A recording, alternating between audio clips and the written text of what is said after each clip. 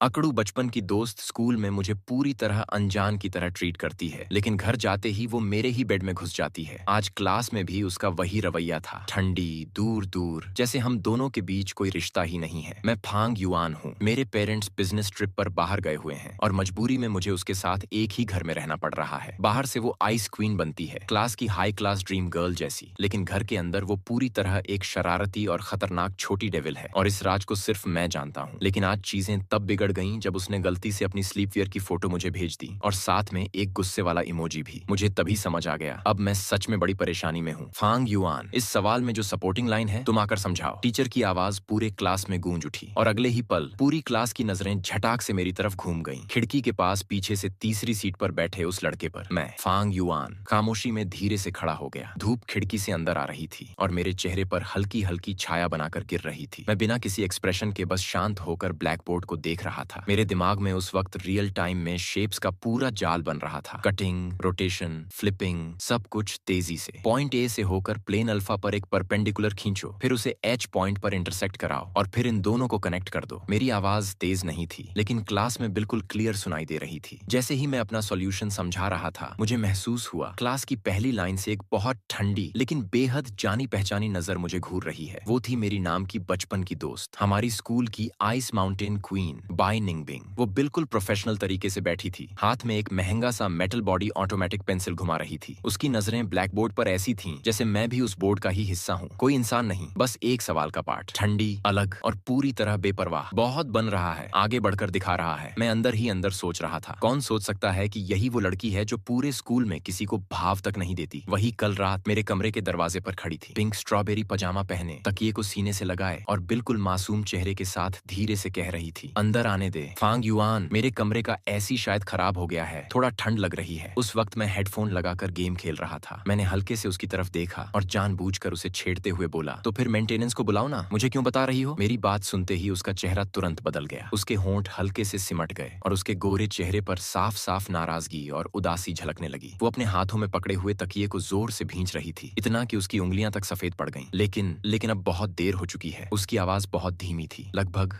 फुसफुसाहट जैसी। तो फिर हीटर ऑन कर लो, मैंने फिर कहा। ऑन किया, लेकिन काम नहीं कर रहा। वो अब भी मेरी तरफ नहीं देख रही थी, नजरें इधर उधर भटक रही थीं, जैसे कुछ छुपा रही हो।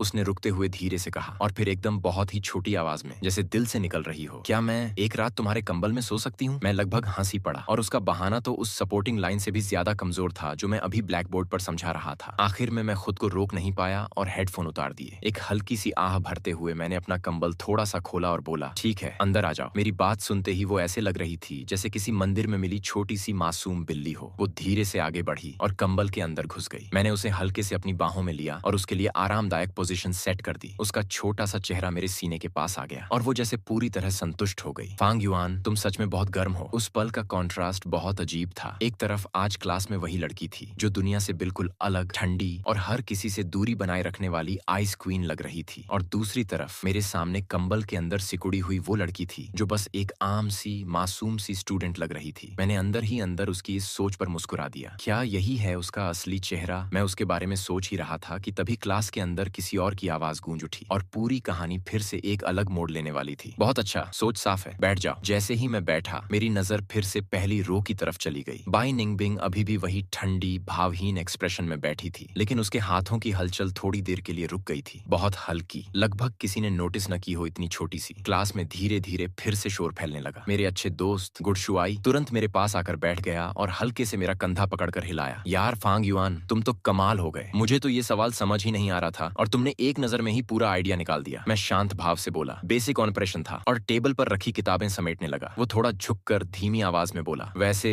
हमारी क्लास मॉनिटर को देखो ना, वो जो टॉप ब्यूटी है, पढ़ाई में भी टॉप, और एटीट्यूड इतना ठंडा, बिल्कुल किसी नॉवेल की हीरोइन जैसी लगती है। फिर उसने हंसते हुए कहा, पता नहीं कौन सा देवता उसे ही पा सकता है। मैं हल्के से उसकी बात सुनकर मुस्कुराया और नजरें फिर से उस तरफ ले गया जहां बाई निंगबिंग किताबें शेल्फ में रख रही थीं। उसके कानों की हल्की सी झलक दिख रही थी, बहुत साफ, बहुत सुंदर, लेकिन उनमें भी वही दूरी वाली ठंडक थी। मेरे होंठों पर एक बहुत हल्की, मुश्किल से दिखने वाली मुस्कान आ गई और मैंने जानबूझकर पीछे से आवाज लगाई, कौन जानता है, शायद उसे सच में बॉस टाइप लोग ही पसंद हों। वैसे भी हम जैसे नॉर्मल स्टूडेंट्स तो बस सपने ही देख सकते हैं। हाओ शुआई ने हल्के से हंसते हुए सिर हिलाया, हाँ यार, हम तो बस आम इंसान हैं, ऐसे लोगों के बारे में सोच भी नहीं सकते। इसी बीच बाई निंगबिंग अपना बैग पैक कर चुकी थी। वो बिना किसी झिझक के खड़ी हुई और हमारे पास से होकर सीधे क्लास से बाहर निकल गई। उसके गुजरते ही एक हल्की सी खुशबू हवा में फैल गई, टहनियों जैसी, साफ और ठंडी हवा जैसी। वो खुशबू बस एक पल के लिए मेरी नाक के पास से गुजरी, लेकिन उस पूरे पल में उसने मेरी तरफ देखा तक नहीं, जैसे मैं वहां था ही नहीं, जैसे मैं हवा में घुल गया हूँ। हाओ शुआई अभी भी बड़बड़ा रहा था। देखा ना, ये तो देवी है यार। चलते हुए भी ऐसा लग रहा था जैसे उसके आसपास फ्रेश एयर चल रही हो। मैंने कुछ नहीं कहा, बस उसकी पीठ को तब तक देखता रहा जब तक वो क्लास के पीछे से गायब नहीं हो गई। देवी? हाँ शायद, मैंने मन ही मन सोचा। जो स्कूल में मुझे ऐसे देखती है जैसे मैं कोई अजनबी हूँ, वही कल रात मेरे बेड पर थी। मैंने बैग उठाया और बाहर निकल गया। पीछे से हाओ शुआई चिल्लाया, यार फांग युआन, बास्केटबॉल खेलने आ रहा है क्या? नहीं, आज घर नहीं जा रहा। मैंने चलते चलते जवाब दिया, आज मुझे जल्दी घर पहुंचना था, वरना वो अकड़ू लड़की पता नहीं फिर क्या कर दे। मेरा और बाई निंगबिंग का रिश्ता बहुत साधारण सा था। हम बचपन से एक ही बड़े आंगन में साथ बड़े हुए थे। बाद में मेरा परिवार यहाँ शिफ्ट हो गया और उसके माता पिता के काम की वजह से उसे कुछ समय के लिए विदेश जाना पड़ा। मैंने उसे अपने माता पिता के पास छोड़ दिया था, लेकिन पिछले महीने मुझे यूनिट से अचानक सूचना मिली, मुझे दूसरे शहर के स्कूल में सपोर्ट के लिए भेजा जा रहा है। जाने से पहले मेरी माँ ने मुझे 1000 बार समझाया था, उस बच्चे का अच्छे से ध्यान रखना, और इसी वजह से हमारी ये अजीब सी को लिविंग लाइफ शुरू हो गई। जैसे ही मैं घर पहुंचा, दरवाजा खोलते ही मुझे हल्की सी अदरक की खुशबू आई। मेरे मन में तुरंत शक हुआ और मैं सीधा किचन की तरफ भागा, और जो मैंने देखा, बाई निंगबिंग एक कार्टून बेयर वाला एप्रन पहने हुए थी। वो पूरी तरह हड़बड़ी में थी, बाल उसके चेहरे पर बिखरे हुए थे और वह उन्हें बार बार झटक रही थी। किचन से काला धुआं निकल रहा था और उसके चेहरे पर, जो हमेशा ठंडा और परफेक्ट होता है, 2 काले धूसर धब्बे लगे हुए थे। ऐसा लग रहा था जैसे कोई कैट हो जिसने चोरी से कुछ जला दिया हो और पकड़ी गई हो। बहुत बहुत ज्यादा क्यूट। मैं किचन के काउंटर से टिक कर मुस्कुराए बिना नहीं रह सका। मिस बाई, क्या आप खाना बनाने की प्रैक्टिस कर रही हैं? मेरी आवाज सुनते ही उसने जल्दी से सिर घुमाया और जैसे ही उसकी नजर मुझ पर पड़ी, स्कूल वाली वो आइस क्वीन इमेज 1 सेकंड में गायब हो गई। उसकी जगह बस एक छोटी सी, नाराज और थोड़ी सी शिकायत करने वाली लड़की रह गई। मैं तुम्हारे लिए डिनर बना रही थी। उसने गुस्से में काले धुएं वाले पॉट की तरफ इशारा किया। बुक में लिखा था ये आसान है, लेकिन वो खुद ही बीच में उलझ गई। मैंने उसके लगभग रोने जैसे चेहरे को देखा और तुरंत हाथ उठाया। ठीक है, मेरी गलती है, मुझे इतना देर से नहीं आना चाहिए था। मैं आगे बढ़ा और चूल्हा बंद कर दिया। मैंने किचन की खिड़की खोली और उस धुएं वाले स्टिंक मशीन को पूरी तरह बाहर निकाल दिया। चलो पहले तुम बाहर बालकनी में जाओ, पहले चेहरा धो लो, पूरा राख लग गया है, मैं साफ कर देता हूँ। उसने हल्के से सिर हिला दिया, बिल्कुल ऐसे जैसे कोई बच्चा गलती करके चुपचाप मान गया हो। वो चुपचाप सिर झुकाए किचन से बाहर निकल गई। मैंने उस धुंधले काले धुएं से भरे किचन की तरफ देखा और सिर हिला दिया। इस लड़की को बाकी सब आता है, बस खुद का ख्याल रखना जीरो, और चेहरे के साथ तो पूरा धोखा देने वाली स्किल है। मैंने किचन जल्दी से साफ किया और 2 कटोरे नूडल्स तैयार किए। जैसे ही मैं बाहर आया, बाई निंगबिंग का पूरा रूप बदल चुका था। चेहरा पूरी तरह साफ,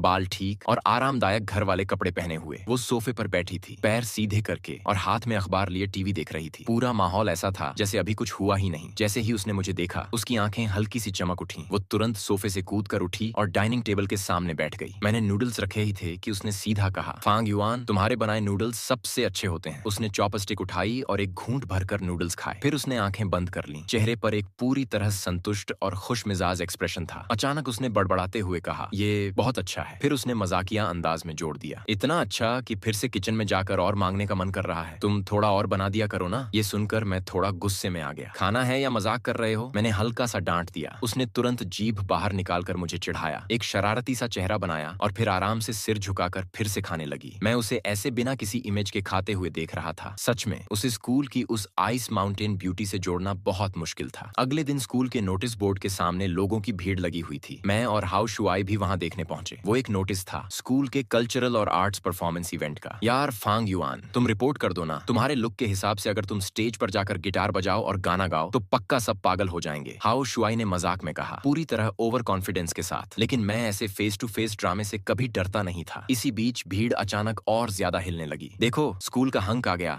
लिन चुआन। वाह, लिन चुआन सच में बहुत हैंडसम है। मैंने आवाज की दिशा में देखा। एक लंबा हैंडसम लड़का नोटिस बोर्ड की तरफ चल कर आ रहा था। उसका चेहरा धूप जैसा चमकदार और कॉन्फिडेंट था। उसके आते ही आसपास की लड़कियों में हल्की सी चीख पुकार मच गई। लिन चुआन, सीनियर, स्कूल बास्केटबॉल टीम का कैप्टन और स्कूल के मोस्ट वांटेड डेट रैंकिंग में टॉप पर रहने वाला लड़का। लेकिन मुझे उससे कोई खास फर्क नहीं पड़ा। मैं तो बस हाओ शुआई को खींचकर वहां से निकलने वाला था। तभी मैंने देखा लिन चुआन का टारगेट नोटिस बोर्ड नहीं था। उसका चेहरा थोड़ा बदल गया और वो सीधे आगे बढ़ता हुआ बाई निंगबिंग के सामने जा रुका। बाई निंगबिंग भी उसी समय नोटिस देखने आई थी और उसके साथ उसकी गर्लफ्रेंड सॉन्ग जी भी वहीं खड़ी थी। थी। बाई निंगबिंग, लिन चुआन की आवाज नरम थी, लेकिन उसमें एक साफ कॉन्फिडेंस और आकर्षण झलक रहा था। स्टूडेंट यूनियन की तरफ से मैं तुम्हें इस साल के स्कूल डिनर में पियानो परफॉर्म करने के लिए इनवाइट करना चाहता हूँ। क्या तुम आओगी? आसपास का माहौल एकदम शांत हो गया। हर कोई सांस रोककर इस सीन को देख रहा था। कुछ लोग तो पहले से ही मुस्कुरा रहे थे, जैसे ये कोई बड़ा स्कूल ड्रामा बनने वाला हो। अगर बाई निंगबिंग ने हाँ कर दी तो ये पूरे साल का सबसे बड़ा टॉपिक बन सकता था। लेकिन तभी उसने हल्का सा सिर उठाया। उसकी ठंडी साफ नजरें सीधे लिन चुआन के चेहरे पर पड़ी और फिर उसने बिना किसी हिचकिचाहट के सिर हिला दिया। सॉरी, मुझे इंटरेस्ट नहीं है। उसकी आवाज बहुत शांत थी, लेकिन उसमें कोई भी जगह नहीं थी बहस की। सीधा साफ रिजेक्शन। लिन चुआन की मुस्कान थोड़ी सी फीकी पड़ गई। उसे उम्मीद नहीं थी कि उसे इतनी आसानी से मना कर दिया जाएगा। उसने फिर भी कोशिश की। जूनियर, थोड़ा और सोच लो ना, ये तुम्हारे लिए बहुत अच्छा शोकेस मौका है। मैंने कहा मुझे इंटरेस्ट नहीं है। बाई निंगबिंग की आवाज में इस बार हल्की सी बेचैनी आ गई थी। लिन चुआन का चेहरा थोड़ा असहज हो गया, लेकिन वो फिर भी मुस्कुराते हुए कुछ और बोलने ही वाला था। तभी एक ऐसा मोड़ आया जिसकी किसी ने उम्मीद नहीं की थी। बाई निंगबिंग अचानक पलटी। उसकी नजरें भीड़ के पार बेहद सटीक तरीके से निकलती हुई सीधे मुझ पर आकर रुक गईं। पूरा माहौल एक पल के लिए जम गया। हर कोई सांस रोककर देखने लगा। फिर उसने अपनी पतली नाजुक उंगली उठाई और दूर से ही इशारा किया, लेकिन वो इशारा लिन चुआन की तरफ नहीं था, वो मेरी तरफ था, या फिर मेरे पास खड़े हाउ शुआई की तरफ। उसकी आवाज साफ, ठंडी और बिना किसी झिझक के गूंजी। क्लासमेट, प्लीज उस सीनियर को बोलो कि वो मेरे आदमी से दूर रहे, ठीक है? हाउ शुआई उस पल पूरी तरह शॉक में था। उसका मुंह ऐसा खुला रह गया जैसे अंडा फंस गया हो। आसपास खड़े लोग भी एक सेकंड के लिए जम गए और फिर अचानक पूरे ग्रुप में हलचल मच गई। क्या क्या अभी उसने कहा कि उसका बॉयफ्रेंड है? कौन है वो? फांग युआन? नहीं नहीं, शायद किसी और की बात कर रही है। मेरा भी दिमाग उस पल थोड़ा सा झटका खा गया। ये स्क्रिप्ट कुछ गड़बड़ है क्या? पूरा माहौल ऐसा लग रहा था जैसे किसी ने अचानक साइलेंस बटन दबा दिया हो और अगले ही सेकंड सब कुछ फट पड़ा हो। डैम, मैंने अभी क्या सुन लिया? बाई निंगबिंग का बॉयफ्रेंड है? वो किसकी बात कर रही है? भीड़ में हर कोई कंफ्यूज था। सबकी नजरें इधर उधर घूम रही थीं। और फिर सबसे बड़ा सवाल, क्या वो फांग युआन की बात कर रही है? नहीं नहीं, वो तो नहीं हो सकता। लेकिन उसी वक्त बाई निंगबिंग की उंगली अब भी उसी दिशा में इशारा कर रही थी। हाउ शुआई ने धीरे धीरे अपना सिर घुमाया। उसका दिमाग अब पूरी तरह ब्लैंक हो चुका था। क्या बाई निंगबिंग का बॉयफ्रेंड है? उसने अभी किसकी बात की? फांग युआन? नहीं नहीं, वो तो उस मोटे वाले की तरफ इशारा कर रही थी। हाउ शुआई का दिमाग उस वक्त पूरी तरह हैंग हो चुका था। वो ऐसे मुड़ा जैसे किसी एलियन को देख रहा हो। उसके होंठ कांप रहे थे, लेकिन कोई शब्द निकल नहीं रहा था। और जिस इंसान ने ये पूरा धमाका किया था, बाई निंगबिंग, उसने उस बम को गिराने के बाद एक बार भी पीछे मुड़कर नहीं देखा। वो बस अपनी दोस्त के साथ वहां से चली गई। उसका बैक प्रोफाइल इतना शांत और कूल लग रहा था कि जैसे कुछ हुआ ही नहीं। मैं वहीं खड़ा था, चारों तरफ से आती हुई गॉसिप, फुसफुसाहटें और मेरी हालत जैसे सिर फट जाएगा अभी। दीदी, आप क्या कर रही हो? मैं अंदर ही अंदर चीख पड़ा। अगर आपको फ्लर्ट्स ब्लॉक करने ही थे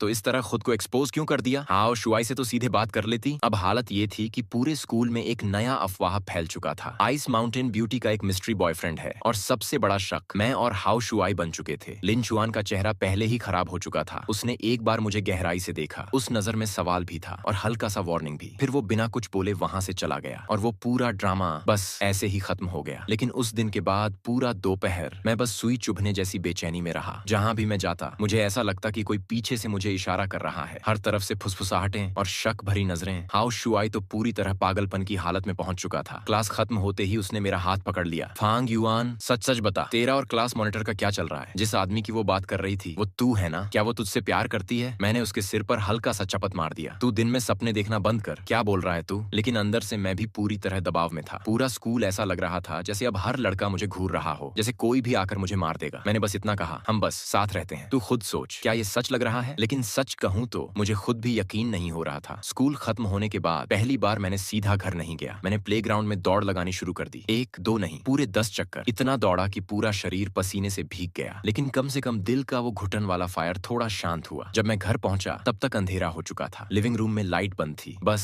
एक हल्की सी रोशनी बाई निंगबिंग के कमरे के दरवाजे से आ रही थी। मैंने चप्पल बदली और उसके कमरे की तरफ गया। दरवाजा खटखटाया, कोई जवाब नहीं। मैंने फिर कहा, मैं वापस आ गया हूँ। फिर भी साइलेंस। मैं अंदर ही अंदर जलने लगा। ठीक है, ठंडी बन रही है ना? स्कूल में इतना बड़ा बोझ मेरे ऊपर डाल दिया और घर आकर मुझे ही इग्नोर कर रही है। मेरे अंदर गुस्सा धीरे धीरे बढ़ रहा था। ठीक है ठीक है, मैंने खुद से बड़बड़ाया और मुड़कर किचन की तरफ चला गया। फ्रिज खोला, अंदर बिल्कुल खाली था। अच्छा है, आज डिनर भी नहीं है। मैंने एक लंबी सांस छोड़ी, किचन से इंस्टेंट नूडल्स का पैकेट उठाया और खुद ही पानी उबालकर बना लिया। उस रात हम दोनों ने एक दूसरे से कोई बात नहीं की। वो अपने कमरे से बाहर नहीं आई और मैं उसके कमरे में नहीं गया। ये हमारी को लिविंग लाइफ की पहली रियल कोल्ड वॉर थी। नूडल्स खाकर मैं नहाने गया और फिर अपने कमरे में आकर लेट गया। लेकिन दिमाग शांत नहीं था। जितना सोचता उतना ही सब उलझता जा रहा था। आखिर ये सब हो क्या रहा है? पता नहीं कब नींद लगने लगी। तभी अचानक मेरे कमरे के दरवाजे पर बहुत हल्की सी दस्तक हुई। Talk talk. दरवाजा बाहर से धीरे से खुला। मैं तुरंत चौंक गया, सांस रोक ली, आंखें बंद कर लीं और सोने का नाटक करने लगा, लेकिन पलकों के बीच से एक छोटी सी दरार रखी। मैं चुपचाप दरवाजे की तरफ देखने लगा। चांदनी खिड़की से अंदर आ रही थी और कमरे में एक हल्की सी सफेद रोशनी फैल गई थी। दरवाजे पर वो थी, बाई निंगबिंग। उसने अपने हाथों में एक छोटा सा बेबी रैबिट तकिया पकड़ा हुआ था और आज भी वही कल वाला पिंक स्लीपिंग ड्रेस पहने हुए वो धीरे धीरे मेरे बिस्तर तक आई और वहीं खड़ी हो गई। अंधेरे में उसकी हल्की सांसों की आवाज साफ सुनाई दे रही थी। कुछ देर बाद उसने बहुत ही धीमी आवाज में पूछा, फांग युआन, क्या तुम सो गए हो? मैंने कोई जवाब नहीं दिया, पूरी तरह सोने का नाटक किया। वो थोड़ी देर और रुकी, फिर शायद उसे लगा कि मैं सच में सो रहा हूँ। उसमें थोड़ी हिम्मत आ गई। उसने धीरे से अपनी उंगली बढ़ाई और मेरे हाथ को हल्का सा खींचा। तुम नाराज हो क्या? मैं अब भी चुप रहा, कोई प्रतिक्रिया नहीं दी। अब उसकी आवाज में घबराहट साफ महसूस हो रही थी। पहले वाली ठंडी आइस क्वीन गायब थी और उसकी जगह एक बहुत ही नरम परेशान सी आवाज थी। उसने फिर से बहुत हल्के से कहा, फांग युआन। सॉरी। उसकी आवाज बहुत हल्की थी, जैसे टूटने वाली हो। आज मेरा मतलब वो नहीं था। वो लिन चुआन मुझे लगातार परेशान कर रहा था। मैं घबरा गई थी, इसलिए उल्टा सीधा बोल दिया और मुझे भी नहीं पता मैं उस मोटे वाले से क्यों बात कर रही थी। मैं बस चाहती थी कि तुम थोड़ा जलो, मुझे नजरअंदाज मत करो। 3:24 का समय था। वो अपनी नाक सुड़क रही थी। आवाज में साफ उदासी थी, लेकिन मेरा गुस्सा उसके उस रूप को देखकर कब का खत्म हो चुका था। अब सिर्फ एक अजीब सी बेबसी और हल्की सी बेचैनी बची थी। फिर भी मैंने खुद को रोकने की कोशिश की। थोड़ा सबक तो मिलना चाहिए, मैंने मन में सोचा, वरना ये लड़की कभी कुछ नहीं सीखेगी। लेकिन अगले ही पल मुझे गद्दे में हल्की सी हरकत महसूस हुई। वो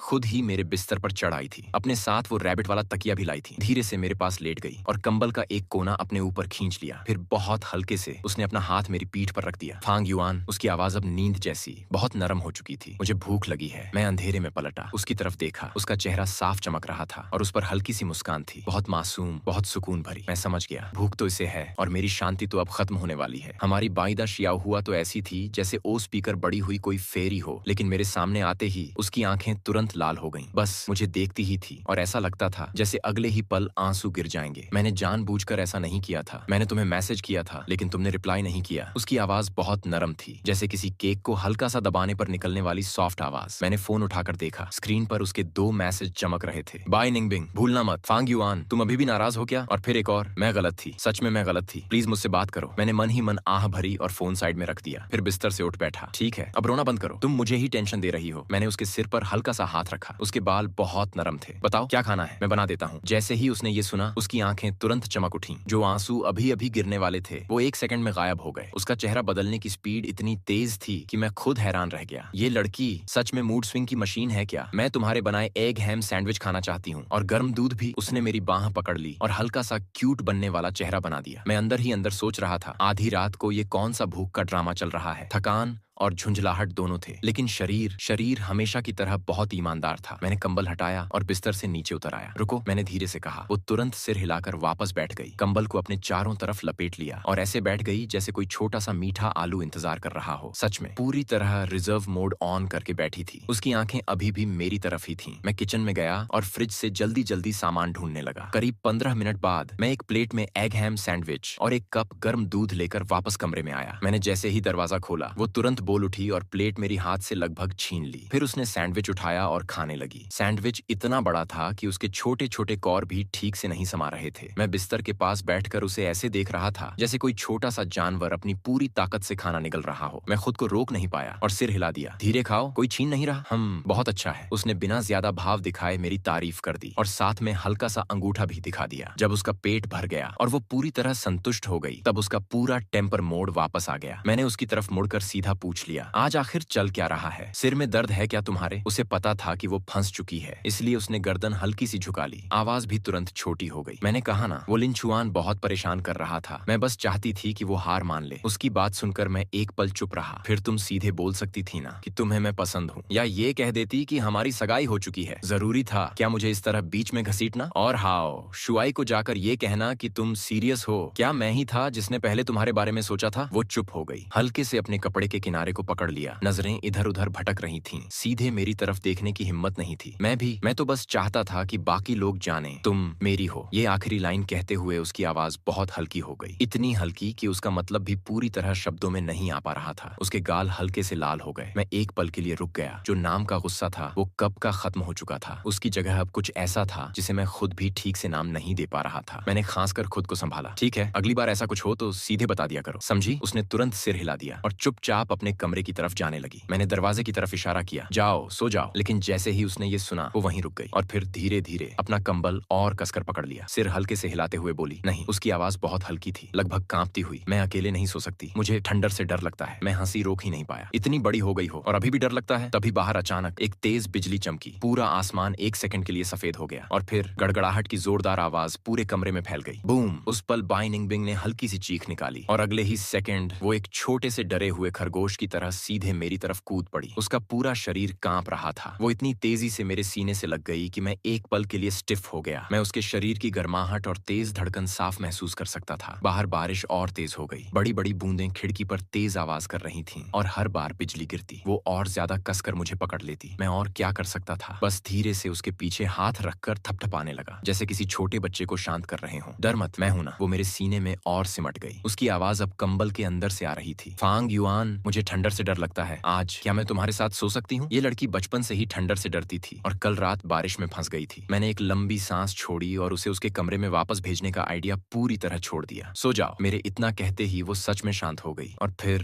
एकदम चुपचाप लेट गई। लेकिन मुझे नींद नहीं आई। मैं बस नीचे झुककर उसे देखता रहा। उसका सोता हुआ चेहरा बहुत शांत था। लंबी पलकें जिनके नीचे हल्का सा साया था, छोटी सी नाक, थोड़ी सी टाइट सी, और होंठ नेचुरल पिंक, बिल्कुल सॉफ्ट। उनके कोने हल्के से ऊपर उठे हुए थे, जैसे वो अभी भी किसी अच्छी चीज का सपना देख रही हो। पता नहीं कब मेरा हाथ खुद ही बढ़ गया और मैंने धीरे से उसके गाल को छू लिया। बहुत नरम, बहुत स्मूथ। ये लड़की इतनी भी बुरी नहीं है। अगली सुबह धूप बहुत चमकदार थी। ऐसा लग रहा था जैसे कल रात की बारिश और ठंडर सिर्फ एक सपना था। बाई निंगबिंग और मैं स्कूल जा रहे थे। हमारे बीच लगभग आधा मीटर की दूरी थी। चुपचाप, बिना कुछ बोले। लेकिन कल की घटना के बाद भी स्कूल में उसकी पॉपुलैरिटी कम नहीं हुई थी। इसके उल्टा उसके मिस्ट्री मैन को लेकर जो अफवाहें थीं वो और भी बढ़ गई थीं। फोरम पर तो हालत ये थी, बाई निंगबिंग का बॉयफ्रेंड कौन है वाला थ्रेड अब नंबर 1 पोस्ट बन चुका था और लोग तो उसके बारे में लाखों शब्दों की थ्योरी लिखने तक पहुंच गए थे। और हाउ शुआई अब पूरी तरह एक मेन कैरेक्टर ऑब्जर्वर मोड में था। पूरा स्कूल अब एक ही टॉपिक पर फोकस कर रहा था, बाई निंगबिंग और उसका मिस्ट्री बॉय। वो इस पूरे अटेंशन के बीच भी बिल्कुल नॉर्मल दिख रही थी। चेहरा अभी भी वही ठंडा, शांत, लेकिन अगर ध्यान से देखो तो उसके आसपास की हार्डनेस थोड़ी कम लग रही थी और मैं साफ महसूस कर सकता था उसके कदम जानबूझकर मेरे हिसाब से धीमे हो रहे थे, जैसे वो हर बार मेरी स्पीड के साथ मैच कर रही हो। स्कूल गेट पर पहुंचकर वो अचानक रुक गई। क्या हुआ? मैंने पूछा। उसने बिना कुछ बोले बैग से एक छोटा डेलिकेट लंच बॉक्स निकाला और सीधे मेरे हाथ में रख दिया। फिर बिना मेरी प्रतिक्रिया का इंतजार किए वो तेजी से आगे बढ़ गई, स्कूल के अंदर चली गई और पीछे मुड़कर भी नहीं देखा। मैंने नीचे देखा, लंच बॉक्स अब भी गर्म था। मैं मन ही मन सोच में पड़ गया, ये लड़की वाकई बदल रही है। सुबह की क्लास के बाद पूरे स्कूल को प्लेग्राउंड पर इकट्ठा होना था। फ्री एक्टिविटी टाइम था। हाउ शुआई मुझे पानी खरीदने के लिए खींच ले गया। जब हम वापस आए तो मैंने देखा बाई निंगबिंग और उसकी बेस्ट फ्रेंड सॉन्ग रुई प्लेग्राउंड के किनारे आराम से बैठी थी। वो एक मिनरल वाटर की बोतल पकड़े हुए थी और छोटे छोटे सिप लेकर पी रही थी। उसका अंदाज इतना एलिगेंट था जैसे कोई एड शूट कर रहा हो। लेकिन तभी वो अनचाहा मेहमान फिर से आ गया, लिन चुआन और उसके साथ कुछ बास्केटबॉल टीम के खिलाड़ी। बाई निंगबिंग, लिन चुआन के चेहरे पर अब भी वही हल्की मुस्कान थी, जैसे कल की रिजेक्शन का उस पर कोई असर ही नहीं पड़ा हो। वो एक बास्केटबॉल हाथ में लिए धीरे धीरे बाई निंगबिंग की तरफ बढ़ा। 1 बजे वीकेंड पर हमारी टीम का मैच है, आओगे देखने? मैंने तुम्हारे लिए फर्स्ट रो सीट भी रखी है। 1:03 आसपास का माहौल तुरंत बदल गया। पूरा प्लेग्राउंड जैसे गॉसिप मोड में चला गया हो। सबकी नजरें सिर्फ उसी पर टिक गईं। सब इंतजार कर रहे थे कि बाई निंगबिंग क्या जवाब देगी, लेकिन उसने एक बार भी पलकें नहीं उठाई। वो बस शांत होकर पानी पीती रही और ऐसे दिखाया जैसे लिन चुआन वहां मौजूद ही नहीं है। लिन चुआन की मुस्कान थोड़ी ऑकवर्ड हो गई। पास खड़े उसके एक टीममेट ने धीरे से कहा, कैप्टन ने शायद पहली बार किसी लड़की को इनवाइट किया है, थोड़ा तो फेस दे दो यार। कुछ सेकंड की चुप्पी के बाद बाई निंगबिंग ने आखिरकार हल्के से कहा, थैंक यू, बस इतना ही। बाई निंगबिंग आखिरकार थोड़ा सा रिएक्ट हुई। उसने बोतल का ढक्कन बंद किया, धीरे से खड़ा हुआ। उसकी आंखें ठंडी थीं और उसके चेहरे पर वही शांत लेकिन अडिग एक्सप्रेशन था। उसने लिन चुआन की तरफ एक बार भी अच्छे से देखा नहीं, सिर्फ हल्के से कहा, मेरे पास समय नहीं है। उसकी आवाज बहुत शांत थी, लेकिन उसमें एक ऐसा फाइनल टोन था कि आगे बहस की कोई गुंजाइश ही नहीं बची। इतना कहकर वो मुड़ने ही वाला था कि रुको। लिन चुआन ने हार नहीं मानी। सीनियर, कल तुमने कहा था कि तुम, लेकिन वो अपनी बात पूरी कर पाता उससे पहले ही कुछ ऐसा हुआ जिसने पूरे मैदान को फिर से हिला दिया। बाई निंगबिंग अचानक मुड़ा और बिना किसी झिझक के भीड़ को इग्नोर करते हुए सीधे मेरी तरफ चल पड़ा। उसके कदम तेज थे और पूरा माहौल अचानक अजीब सा हो गया। हाउ शुआई तो मेरे पास ही था। वो घबराकर लगभग चिल्ला पड़ा, युआन भाई, वो आ रही है, वो सच में हमारी तरफ आ रही है। अब क्या होने वाला है? मैं भी थोड़ा सन्न था। अब ये फिर क्या करने वाली है? पूरा स्कूल देख रहा था और खासकर लिन चुआन। उसकी आंखों में गुस्सा साफ चल रहा था। बाई निंगबिंग मेरे सामने आकर रुक गया और फिर उसने वो किया जो मुझे कल की घटना से भी ज्यादा शॉक करने वाला था। उसने अभी अभी पिया हुआ मिनरल वाटर मेरे सामने बढ़ा दिया। ये तुम्हारे लिए। उसकी आवाज बहुत धीमी थी, इतनी धीमी कि उसमें हल्की सी घबराहट भी साफ महसूस हो रही थी। लेकिन इस पूरी खामोश प्लेग्राउंड में उसकी ये बात हर किसी के कान तक पहुंच गई। मैं नीचे देखता रह गया। बोतल पर अभी भी हल्की सी कंडेंसेशन थी और उसमें एक हल्की सी खुशबू भी थी, जैसे फूलों की। मेरा दिमाग 3 सेकंड के लिए पूरी तरह ब्लैंक हो गया। ये इसका मतलब क्या है? ये तो इनडायरेक्ट पूरे स्कूल के सामने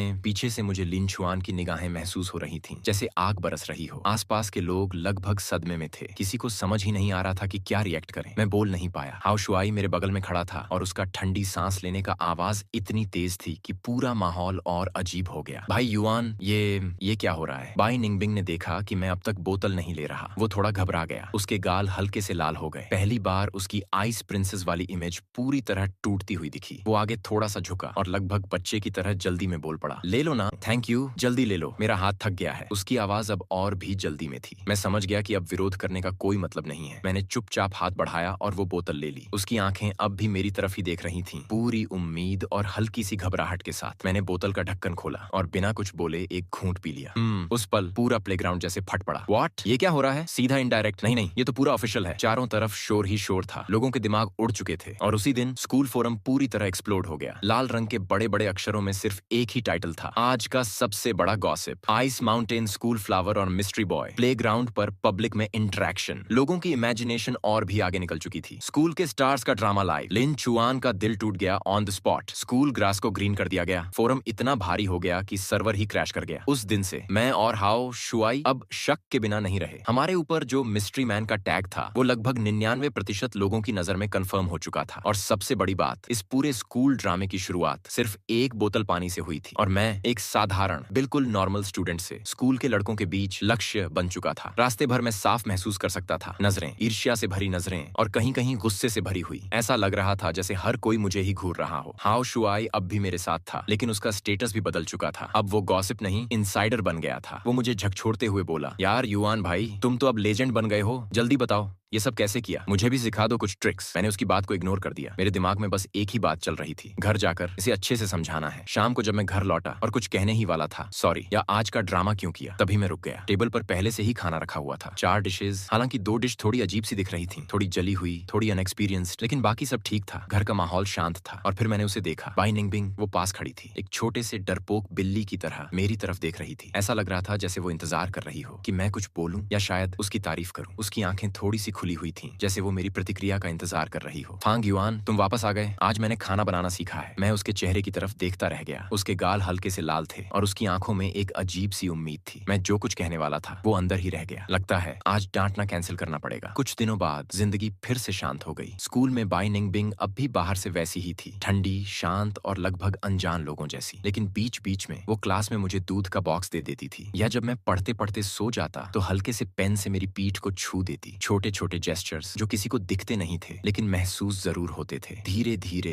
हमारा रिश्ता स्कूल में पब्लिक सीक्रेट बन चुका था। सबको अंदाजा था लेकिन कोई खुलकर बोलता नहीं था। और फिर वो शुक्रवार आया। स्कूल बास्केटबॉल टीम का फाइनल मैच था। अगले कमरे में मैच बहुत ही इंटेंस चल रहा था। हमारी टीम हमेशा से थोड़ा पीछे ही रही थी। मैं कोर्ट के बीच में आराम कर रहा था। माहौल थोड़ा भारी था और तभी लिन चुआन ने कुछ ऐसा किया जिससे पूरा माहौल अचानक टेंस हो गया। उसने एक बड़ा स्पीकर उठाया और कोर्ट के बीच में चला आया। उसकी नजर पूरे जिम में घूमी और सीधे जाकर ऑडियंस सीट में बैठी बाई निंगबिंग पर रुक गई। बाई निंगबिंग, उसकी आवाज स्पीकर से पूरे जिम में गूंज गई। पूरा हॉल एकदम शांत हो गया। चारों तरफ सन्नाटा छा गया। सभी की नजरें एक साथ उसी दिशा में मुड़ गईं। बाई निंगबिंग भी एक पल के लिए हैरान रह गई। उसे शायद उम्मीद नहीं थी कि लिन चुआन इतना आगे बढ़ जाएगा। मैं अपनी सीट पर बैठा रहा और हल्की सी आह भरी। मुझे पहले से ही एक बुरा सा एहसास हो रहा था और वही हुआ। अगले ही पल लिन चुआन ने पूरी ताकत से आवाज लगाई, मैं तुमसे प्यार करता हूँ, मेरी गर्लफ्रेंड बनो। पूरा जिम जैसे फट पड़ा। शोर, चीखें, तालियां और गॉसिप सब एक साथ शुरू हो गया। ऐसा लग रहा था जैसे किसी ने पूरे माहौल में धमाका कर दिया हो। हर कोई उस सीन को देख रहा था। ये एक पब्लिक कन्फेशन था और वो भी सीधे लाइव। लोगों की नजरें अब सिर्फ बाई निंगबिंग पर थीं। वो वहां बैठी थी, चेहरा बिल्कुल साफ, लेकिन इस अचानक माहौल में थोड़ा सन्न। उसका पूरा शरीर जैसे एक पल के लिए फ्रीज हो गया हो। वो हिली भी नहीं। उसकी वो रोज वाली ठंडी और शांत इमेज आज कहीं गायब थी। मैं साफ देख सकता था। उसकी उंगलियां उसके कपड़ों को कसकर पकड़ रही थीं, इतनी जोर से कि सफेद पड़ गई थीं। लिन चुआन ने देखा कि कोई जवाब जवाब नहीं आ रहा तो उसने फिर से चिल्लाकर कहा, बाय निंगबिंग, मुझे एक मौका दे दो, ठीक है? लिन चुआन की आवाज पूरे जिम में गूंज रही थी। उसके चेहरे पर पूरा कॉन्फिडेंस था, जैसे उसे यकीन था कि इस तरह के भव्य और रोमांटिक पब्लिक कन्फेशन को कोई लड़की मना ही नहीं कर सकती। लेकिन उसने एक चीज गलत समझ ली थी। बाय निंगबिंग कोई आम लड़की नहीं थी। पूरे हॉल की नजरों के बीच लिन चुआन की उम्मीदों के सामने वो आखिरकार हिली, लेकिन वो लिन चुआन की तरफ नहीं गई और न ही उसने कोई जवाब दिया। वो अचानक अपनी सीट से खड़ी हुई और ऐसे चली जैसे कोई डरी हुई हिरनी हो। अगले ही पल, जब किसी ने रिएक्शन भी नहीं दिया था, उसने सबसे इंस्टिंक्टिव और सबसे अनएक्सपेक्टेड फैसला किया। वो मुड़ी और सीधे मेरी तरफ दौड़ आई और फिर पूरे जोर से मेरे पीछे छिप गई। उसने मेरी टी शर्ट पकड़ ली। उसका पूरा शरीर कांप रहा था, चेहरा मेरी पीठ में छुपा हुआ था। उस पल उसने पूरे कोर्ट के सामने अपना फैसला बता दिया था। पूरा जिम एकदम शांत हो गया, जैसे किसी ने आवाज ही बंद कर दी हो। लिन चुआन वहीं खड़ा रह गया। उसके चेहरे की कॉन्फिडेंस और वो मुस्कान एक ही पल में फ्रीज हो गई और पहली बार पूरा स्कूल समझ गया, ये मैच सिर्फ बास्केटबॉल का नहीं था। आखिर में पूरे माहौल में बस एक अजीब सी खामोशी और असहजता रह गई थी और मैं अपने पीछे उसकी हल्की सी कांपती हुई मौजूदगी साफ महसूस कर सकता था। उसकी तेज सांसें और मेरी टी शर्ट को कसकर पकड़ी हुई उंगलियां, सब कुछ इतना असली था कि मैं नजरें बार बार नीचे झुका लेता था। ठीक है, अब छुपाना भी मुश्किल है। मेरे मन में बस यही आया। उस बास्केटबॉल मैच का असली रिजल्ट शायद किसी को याद भी नहीं रहा। लोगों को सिर्फ वही पल याद रहा जब पूरे कोर्ट के बीच एक पब्लिक कन्फेशन हुआ था और उसके बाद का वो अजीब सा अंत, जैसे किसी कहानी का क्लाइमैक्स अचानक टूट गया हो। लिन चुआन आखिर कोर्ट से कैसे निकला मैंने भी ठीक से नहीं देखा। बस इतना सुना कि उसने दूसरे हाफ में एक भी पॉइंट नहीं बनाया और हमारी स्कूल टीम फाइनल हार गई। लेकिन उस दिन के बाद मेरा और बाय निंगबिंग का रिश्ता अब पब्लिक सीक्रेट नहीं रहा। वो सीधे स्कूल गॉसिप हिस्ट्री का सबसे बड़ा मेमोरी इवेंट बन चुका था। इतना बड़ा कि शायद उसे स्कूल के हॉल ऑफ फेम में भी याद किया जाए। मैं समझ गया, ये अब कहानी का after math plus school life change वाला हिस्सा है। इसे उसी स्टाइल में आगे बढ़ाते हैं। मैं फांग युआन, एक साधारण सा हाई स्कूल सीनियर, अब पूरे स्कूल द्वारा आधिकारिक रूप से आइस माउंटेन स्कूल फ्लावर को काबू करने वाला आदमी मान लिया गया था। अब जो नजरें मेरी तरफ आती थीं, वो पहले जैसी तेज किलिंग आइज नहीं थीं, बल्कि उनमें क्यूरियोसिटी के साथ क्यूरियोसिटी और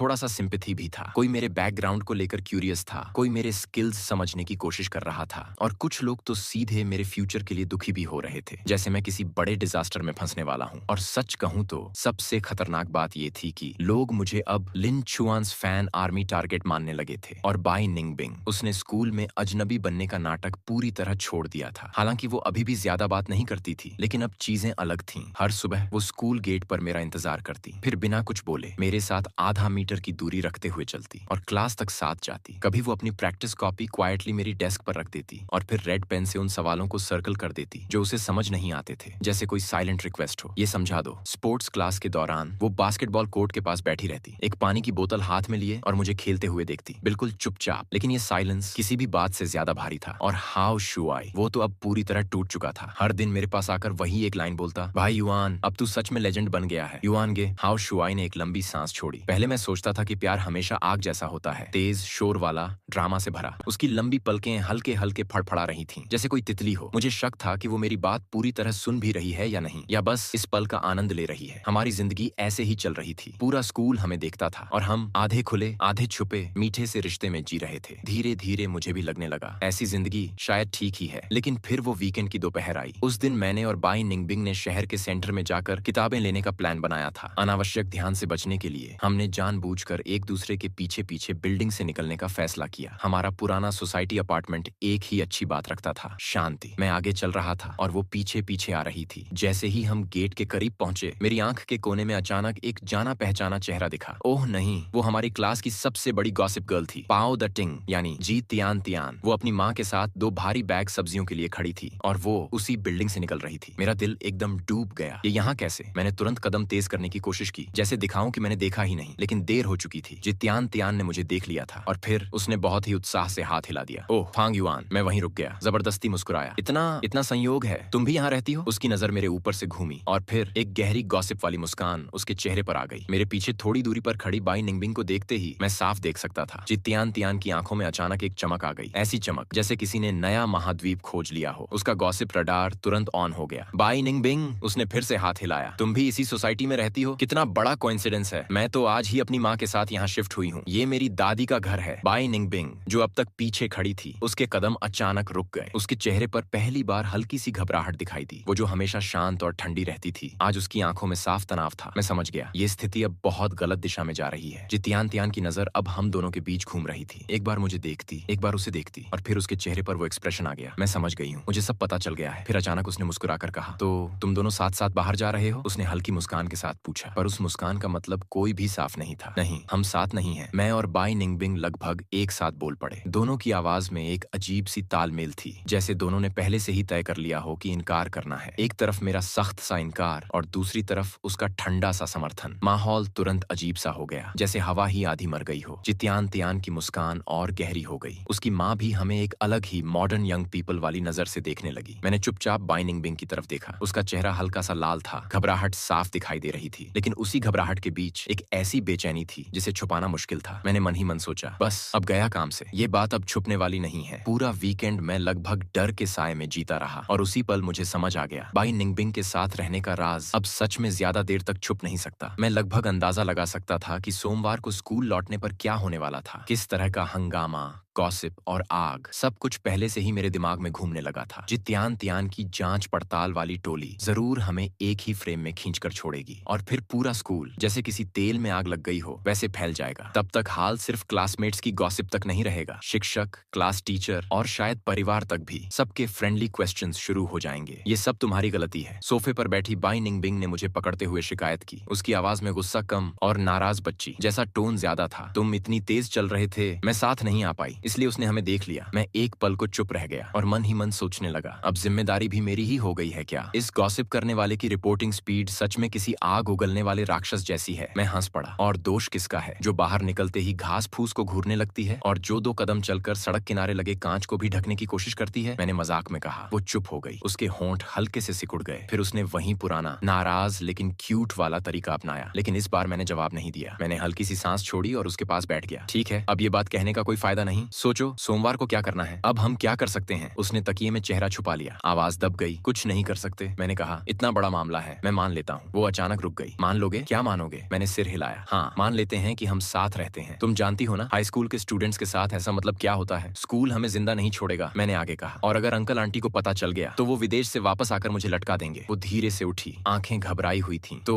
अब करें क्या? उसने आखिरकार गुस्से में सिर ऊपर उठाया और तकिए से निकलकर मुझे लाल आंखों से देखने लगा। उसकी हालत देखकर मुझे थोड़ी सी झुंझलाहट भी हुई, इसलिए मैंने उसे हल्के से फिर दबा दिया। ठीक है, आसमान गिर भी गया तो मैं संभाल लूंगा, मैंने उसके बाल सहलाते हुए कहा। सब ठीक है, अभी बर्फ गिर रही है तो पानी भी धीरे धीरे निकल जाएगा। अगर सच में किसी ने पूछा तो कह देना कि हम पड़ोसी हैं और तुम कभी कभी मेरे घर आ जाती हो, बस इतना ही। उसने धीरे धीरे सिर हिलाया, जैसे कोई थोड़ा भोला बच्चा मान गया हो, लेकिन मैं अभी भी बहुत नाइव था। मुझे लगा था कि गॉसिप की स्पीड इतनी तेज नहीं होगी और स्कूल का टाइम इतना क्रूर नहीं होगा। हम सोमवार तक पहुंच भी नहीं पाए। रविवार रात मैं किचन में बाई निंगबिंग के लिए चिकन विंग्स बना रहा था, तभी अचानक डोरबेल बज गई। फांग युआन, जाकर दरवाजा खोलो। लिविंग रूम से बाई निंगबिंग की आवाज आई। वो आराम से सोफे पर लेटी कार्टून देख रही थी। मेरे हाथों में सॉस लगा हुआ था। मैंने पीछे से जवाब दिया, अभी नहीं, थोड़ी परेशानी है, तुम ही जाकर खोल लो, जल्दी करो, मुख्य हिस्सा यही है। वो फिर से मजाक करने लगा। मेरे पास कोई चारा नहीं था। मैंने जल्दी से हाथ पोंछे और एप्रन उतारकर दरवाजे की तरफ चला गया। मैंने झुककर कैट आई झांकने वाला छेद से बाहर देखा और एक पल के लिए मेरा दिल ठंडा पड़ गया। दरवाजे पर कोई और नहीं था, हमारी क्लास के क्लास टीचर मिस्टर लू, जिन्हें स्कूल में लोग मजाक में डिस्ट्रक्शन मास्टर कहते थे, और उनके साथ खड़ी थी जितियान तियान, वही गॉसिप क्वीन, और उसके पास साफ सुथरा चेहरा लिए खड़ा था लिन छुआन। मैंने मन ही मन कहा, वाह, पूरा डिबेट पैनल आ गया है। मेरे दिमाग ने तुरंत तेजी से काम करना शुरू किया और बिना देर किए मैं लिविंग रूम की तरफ चिल्लाया, बाय निंगबिंग, जल्दी अपने कमरे में जाओ, बाहर बिल्कुल मत आना। लिविंग रूम में वो पहले घबरा गई। उसे समझ नहीं आया क्या हो रहा है, लेकिन उसने मेरी आवाज सुनकर तुरंत मान लिया और बिना सवाल किए अपने कमरे में चली गई। बाई निंगबिंग स्नैक्स लेकर अपने कमरे में चली गई। मैंने गहरी सांस ली, अपने चेहरे के भाव को स्टूडेंट काउंसलर फ्रेंडली मोड में सेट किया और दरवाजा खोल दिया। मिस्टर लू, आप यहाँ कैसे? मैंने मासूमियत से कहा। मेरे चेहरे पर वही स्टैंडर्ड गुड स्टूडेंट वाला एक्सप्रेशन था। उनके पीछे जितियान तियान खड़ी थी और उसके साथ लिन छुआन। मिस्टर लू ने अपने चश्मे को हल्का सा ठीक किया। उनकी नजर मेरे पीछे लिविंग रूम की तरफ बहुत तेज थी। उन्होंने गंभीर आवाज में कहा, फांग युआन, हम अंदर नहीं आएंगे, लेकिन हमें एक रिपोर्ट मिली है, तुम और बाई निंगबिंग एक असामान्य संबंध में हो और तुम दोनों साथ रहते हो। मेरा दिल एक पल को बैठ गया, लेकिन चेहरे पर मैंने कुछ भी नहीं दिखने दिया। मैंने तुरंत कहा, मिस्टर लू, ये बिल्कुल गलत फहमी है, हम सिर्फ क्लासमेट्स हैं, साथ रहना ऐसा कुछ नहीं है। तभी लिन चुआन, जो अब तक चुप था, हल्की ठंडी मुस्कान के साथ आगे आया। उसने बिना कुछ बोले सीधा मेरे जूते रखने वाले कैबिनेट की तरफ इशारा किया। उसकी आवाज ठंडी थी। धन्यवाद। ये किसका है? मैंने नीचे देखा और उसी पल मेरे सिर के अंदर धम्म से कुछ गिरा। जूते रखने वाली अलमारी के पास एक जोड़ी गुलाबी खरगोश वाली चप्पलें पड़ी थीं, और वो पल मेरे लिए किसी बम से कम नहीं था। ये लड़की अभी अभी इतनी जल्दी अंदर भागी थी और ये चप्पलें वहीं गिर गईं। मैंने मन ही मन कहा, अब तो सच में फंस गए। जितियान त्यान की आंखें तुरंत चमक उठी, जैसे उसे पूरा केस हाथ लग गया हो। उसने तुरंत कहा, टीचर, मैंने इन्हें देखा है, कल ये दोनों साथ बाहर गए थे और मैंने उनके घर से भी आवाजें सुनी थी। मैंने मन ही मन सोचा, बस अब मुझे सच में उसे मारने का मन कर रहा है। मिस्टर लू का चेहरा और ज्यादा सख्त हो गया। वो मुझे घूरते हुए बोले, फांग युआन, बाई निंगबिंग को बाहर बुलाओ। तुम दोनों को मुझे एक जवाब देना होगा। मैं दरवाजे पर खड़ा था। ऐसा लग रहा था जैसे मैं किसी सार्वजनिक सज्जा का इंतजार कर रहा हूँ। लिविंग रूम से टीवी की आवाज अभी भी आ रही थी। बाई निंगबिंग का पसंदीदा एनीमे चल रहा था, जो आमतौर पर हल्का और मजेदार होता था, लेकिन उस पल वो आवाज मुझे बहुत ही व्यंग्यात्मक लग रही थी। मुझे पता था इस स्थिति से अब बचना नामुमकिन है। मैंने जैसे ही बोलने के लिए मुंह खोला और पूरा दोष अपने ऊपर लेने वाला था, तभी मेरे पीछे बेडरूम का दरवाजा धड़ाम से खुला। बाई निंगबिंग बाहर आई। उसने साधारण सफेद टी शर्ट और जीन्स पहनी हुई थी। चेहरे पर कोई भाव नहीं था, लेकिन उसकी आंखों में एक ऐसी गंभीरता थी जो मैंने पहले कभी नहीं देखी थी। वो सीधे किसी को नहीं देख रही थी,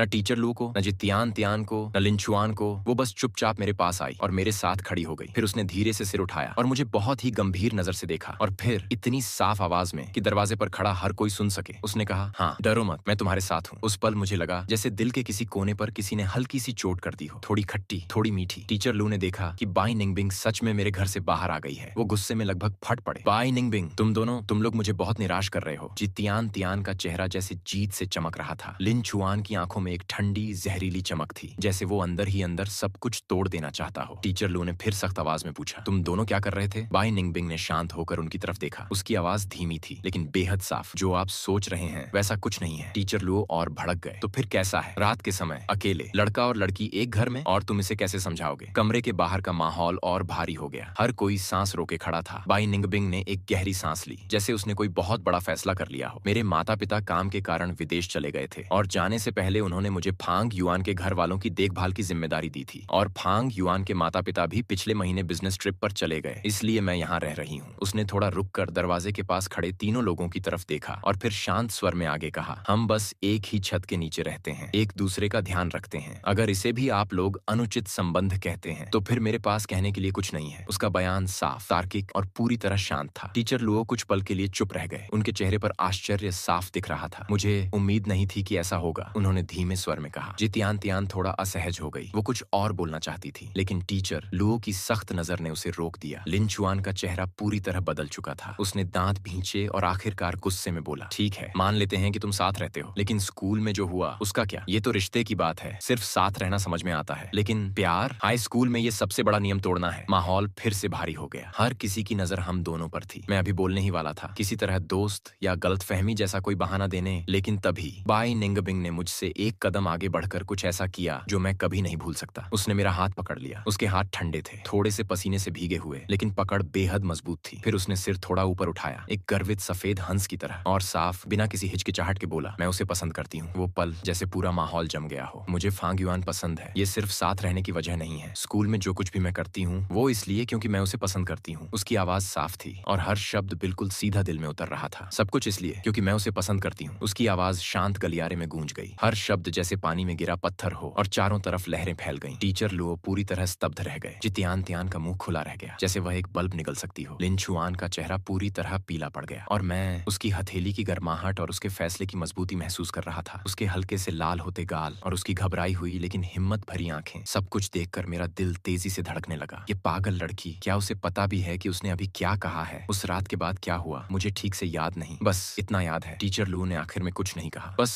मुझे एक लंबी नजर से देखा और उन दोनों शिकायत करने वालों को लेकर चला गया। दरवाजा बंद होते ही बाई निंगबिंग का शरीर ढीला पड़ गया और वो सीधे मेरे ऊपर झुक गई। अब जाकर मुझे पता चला उसकी पीठ पूरी तरह पसीने से भीगी हुई थी। मैं कुछ कहना चाहता था लेकिन शब्द नहीं निकले। उसने अपना चेहरा मेरे सीने में छुपा लिया और धीमे से बोली, क्या मैं बहुत बहादुर थी? मैंने उसे कसकर गले लगाया और सिर हिलाया। हाँ, बहुत ज्यादा बहादुर। तो क्या तुम्हें ऐसी बहादुर मैं पसंद हूँ? मैंने कोई जवाब नहीं दिया, बस उसे और कसकर गले लगा लिया। उस रात हमारे क्लास के वीचैट ग्रुप में टहलका मच गया। टीचर लू और बाकी लोग जाने के सिर्फ 10 मिनट बाद ग्रुप में एक नया मैसेज आया। भेजने वाला था बाई निंगबिंग। उसने एक फोटो भेजी। फोटो में दो हाथ एक दूसरे को मजबूती से पकड़े हुए थे, एक हाथ मेरा और दूसरा उसका, और उसके नीचे लिखा था एट ऑल मेंबर्स। बाई निंगबिंग कभी नहीं भूलती। फांग युआन मेरा बॉयफ्रेंड है। सोमवार को जब मैं बाई निंगबिंग के साथ कैंपस में दाखिल हुआ तो पूरा माहौल बदल चुका था। अब स्वागत में कोई औपचारिकता नहीं थी, न कोई सीधा सवाल, बस एक अजीब सा एहसास था। जो भी हमें देखता एक बार जरूर मुड़कर देखता था। फिर स्कूल ने धीरे धीरे हमें एक तरह से चुपचाप रास्ता दे दिया। सबकी नजरें अब भी थीं, लेकिन उनमें पहले जैसा शोर नहीं था। अब वो नजरें बदल चुकी थीं, सम्मान, क्यूरियोसिटी और थोड़ी सी ईर्ष्या के साथ। बाई निंगबिंग का सोशल मीडिया पोस्ट जैसे एक गहरे पानी में फटा हुआ बम था। सारे अफवाहें उसी पल खत्म हो गईं, सीधी, साफ और बिना किसी घुमाव के। ये बिल्कुल बाई निंगबिंग जैसा ही था। क्लास टीचर मिस्टर लो अब भी थोड़ा असहज थे, हमसे खुलकर बात नहीं करते थे, लेकिन क्लास के दौरान उनकी नजरें कई बार हमारी तरफ चली जाती थीं, जिनमें उलझन भी थी और स्वीकार भी। जित्यान तियान ने कई दिनों तक सिर झुकाए रखा, हमारी तरफ देखने की हिम्मत नहीं होती थी। और लिन चुआन उस दिन के बाद से स्कूल नहीं आया। सुना गया कि उसका ट्रांसफर हो गया है। जो पूरा स्कूल पहले अफरा तफरी में था, वो धीरे धीरे एक नाटकीय तरीके से शांत हो गया। और मैं और बाई निंगबिंग आखिरकार उस स्थिति तक पहुंच गए जहां सब कुछ खुला था, लेकिन फिर भी शब्दों से परे था। इसे शायद रोशन नहीं कहा जा सकता, लेकिन ये हमारी ही कहानी थी। उदाहरण के लिए, मैं क्लासरूम में मेज पर सिर रखकर लेटा हुआ था। अचानक मुझे लगा कि कोई मेरी बाह को हल्का सा छू रहा है। मैंने आंखें खोली और देखा बाई निंगबिंग बैठी थी। उसका चेहरा हल्का सा लाल था। उसने धीरे से एक नोटबुक मेरी तरफ खिसका दी। नोटबुक पर साफ सुथरे अक्षरों में लिखा था, चलो साथ घर चलते हैं। मैंने एक नजर पूरे क्लास पर डाली, फिर बिना सोचे पेन उठाया और नीचे जवाब लिख दिया, हम तो वैसे भी हर दिन साथ ही घर जाते हैं। जैसे ही उसने ये पढ़ा, उसका चेहरा और भी लाल हो गया। उसने फिर से लिखकर पेज पलटा, मेरा मतलब स्कूल के गेट तक साथ चलना है। मैंने उसकी तरफ देखा। उसकी आंखों में एक साथ उम्मीद भी थी और घबराहट भी। मेरा दिल थोड़ा सा नरम पड़ गया। और नीचे मैंने बस इतना लिखा, ठीक है। जब उसने यह पढ़ा, उसकी आंखों में तुरंत चमक आ गई। उसके पैर जैसे अपने आप हल्के हो गए हों, लेकिन अगले ही पल उसने सिर झुका लिया, जैसे कुछ हुआ ही ना हो। वो फिर से किताब पढ़ने का नाटक करने लगी, लेकिन उसकी हल्की हल्की कांपती हुई कंधे बता रहे थे अंदर से वो कितनी खुश थी। स्कूल खत्म होने के बाद मैंने अपना बैग पैक किया और क्लासरूम के दरवाजे पर उसका इंतजार करने लगा। वो धीरे धीरे बाहर आई और मेरे साथ आ खड़ी हुई। आसपास के स्टूडेंट्स हमें देखकर ऐसे मुस्कुरा रहे थे जैसे हम समझ गए हैं वाली नजर हो, और फिर धीरे धीरे सब आगे निकल गए। मैंने कहा, चलो।